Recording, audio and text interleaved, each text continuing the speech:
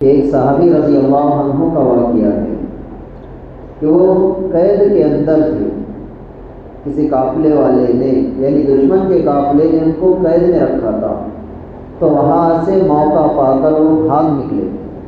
وہاں سے بھاگے تو ایک جنگل کے اندر پہنچے اور جنگل سنسان بیابان، جنگل کے اندر سوائے جانوروں کے اور کوئی. جیسی وہ اس جنگل کے اندر پہنچے تو وہاں پر دھاڑے مارتا ہوا ایک شیر آیا. اس نے دہاڑ ماری تو صحابی نے کہا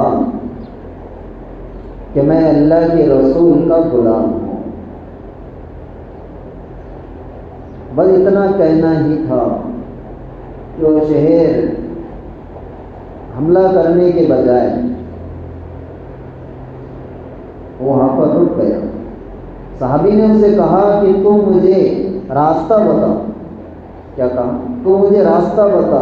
تو وہ شیر نے ان کو دم ہلا کے بتایا کہ ٹھیک ہے میں آپ کو راستہ بتاتا ہوں. اور صحابی کو تھوڑا سا دھکا دیا یعنی ٹچ ہو کر نکلا کہ صحابی سے،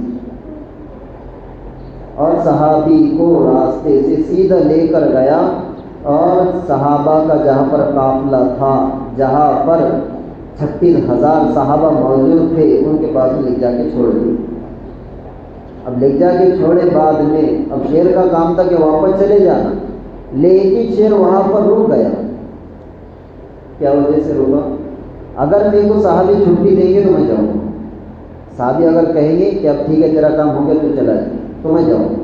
تو صحابی نے اس کی طرف دیکھا اور کہا کہ اب تو چلا جائے. وہ شیر وہاں سے اٹھ کر جنگل کی طرف چلے گئے. اب بتاؤ وہ صحابہ کیسے صحابہ ہیں جن کو شیر راستہ بتا رہا ہے،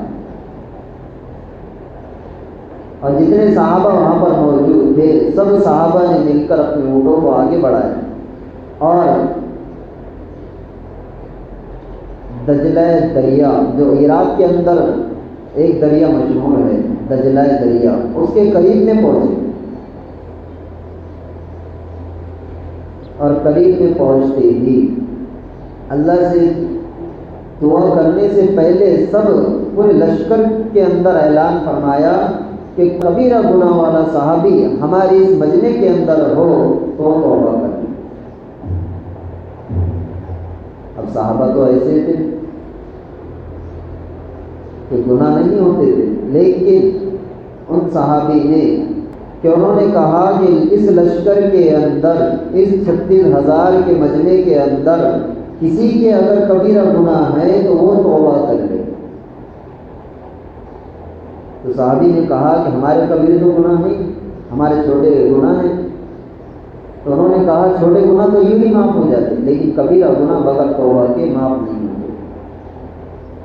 بس یہ سننا ہی تھا کہ صحابہ نے کہا کہ اپنے اپنے اونٹوں کو دریا کے اندر دوڑا دو.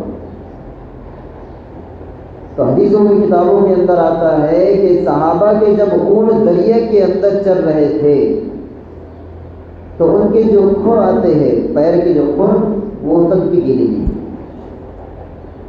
یہ اللہ کی مدد ہے کہ وہ تو کن فیکن کا مالک ہے. اس نے صحابہ کی ایسی مدد کی کہ انہوں نے دریا کے اوپر سے اونٹوں کو دوڑایا